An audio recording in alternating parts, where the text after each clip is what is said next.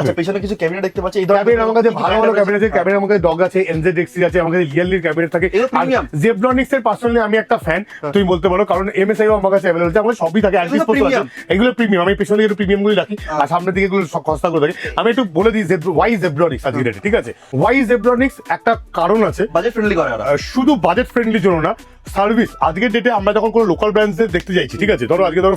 ফ্রন্টেক বলো, ফক্সিন বলো, যে কোনো ব্র্যান্ডের সেগমেন্টে যাচ্ছি, জেব্রনিক্স আজকের মার্কেটে খুবই অ্যাগ্রেসিভ। তোমরা যে লোকেশন থেকে দেখছো না কেন, আমি জানি না তোমাদের ওখানে সার্ভিস কিরকম আছে, বাট কলকাতা সার্ভিস জেব্রনিক্সের খুব অ্যাগ্রেসিভ। 1.5-2 বছর আগে ধরো কারোকে ফ্যান দেওয়া হচ্ছে, মানে 1 বছর তো ক্যাবিনেটের ফ্যানের অফার থাকে বেসিক্যালি, মানে ওয়ারেন্টি থাকে, কিন্তু 1 বছর আগে ধরো বিক্রি করা হয়েছে, 1 বছর পরে দেখা যাচ্ছে ফ্যানের কোনো প্রবলেম,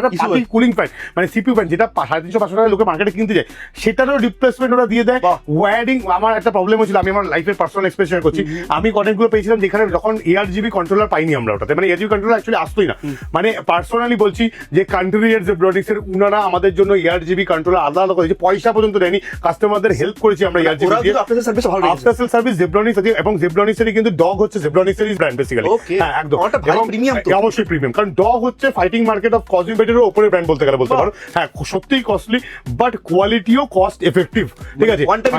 ইনভেস্টমেন্ট। কারণ অ্যাকচুয়ালি আমার মতে এটা মনে হয় জেব্রনিক্স এর বেসিক্যালি যেহেতু মার্কেটটা পুরো ন্যাশনাল মার্কেট একটা হয়ে গেছিল, যে মার্কেট হচ্ছে ফ্রন্টেক আর ফক্সের মধ্যে, ও যাই বার করছিল না কেন সেই প্রোডাক্টটা লোকেরা জাজমেন্ট করছিল 2000 টাকার মতো ভালো হয়তো দিয়েছে, কিন্তু ওটা ছিল না। ওরা এরকম ম্যাটেরিয়াল, আমি ক্যাবিনেট বিক্রি করছি তো জেব্রনিক্স এর, তোমার মোটামুটি 5-6 হাজার টাকার ক্যাবিনেট আমি সেল করেছি, ঠিক আছে,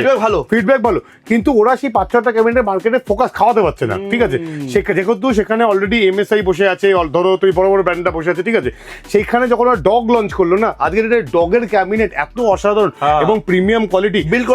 সি টাইপ দিয়ে অসাধারণ লেভেলে, ঠিক আছে, আজকে আমাদের কম্বো অফার দিয়ে দিচ্ছে এরকম 360 লিকুইড কুলার সঙ্গে 360, আজকে 360 আমরা কেটে কেটে যদি লাগাতে চাই মোটামুটি ধরো 6.5 রাফলি 13,000 টাকার মতন খরচা পড়েছে। আমি একটা এক্সাম্পল দিয়ে বলছি কিন্তু, হ্যাঁ, সেখানে দাঁড়িয়ে আমাদের কাছে কোম্পানি অফার আউট দিচ্ছে যে আপনি 360 সঙ্গে হোয়াইটের ওপরে দিচ্ছে যে 9,000-10,000 মধ্যে কম্বো দিবে, মানে 4,500 টাকায় লিকুইড কুলার নিয়ে যাও, 5,500 টাকা সেই ক্যাবিনেটটা নিয়ে যাও, কিন্তু মোটামুটি 20-30 পিস বিলিং করো, তাহলে আমিও কাস্টমারদের কাছে বুঝে যাবো। আমরা কোম্পানিকে সাপোর্টও দিচ্ছি সেরকম, যাতে তোমরা খুশি থাকো, কম পয়সায় কোয়ালিটি মেটেরিয়ালে। ক্যাবিনেট ভাড় দেখলেই বোঝা যায় যে ক্যাবিনেটের কোয়ালিটি কি, ঠিক আছে, কোয়ালিটি রাখলে কি ক্যাবিনেটের কোয়ালিটির মজাটা হচ্ছে বলে প্রথমে আর্থিং শক প্রুফ ক্যাবিনেটস বলে একটা কনসেপ্ট, যখন আজ থেকে 15 বছর আগে যে ক্যাবিনেটস গুলো ছিল, ঠিক আছে, সস্তার যে ক্যাবিনেট গুলো আমরা যে দেখতে পেতাম অফিসে লাগানো থাকতো, সেগুলো জং পড়ে তো 3-4 বছর পরে, ঠিক আছে, এখনকার এই যে ক্যাবিনেটস গুলো ওরা বিক্রি করছে সেইগুলো কিন্তু 8-10 বছরের কোনো জং পড়া কোনো জায়গা থাকে না।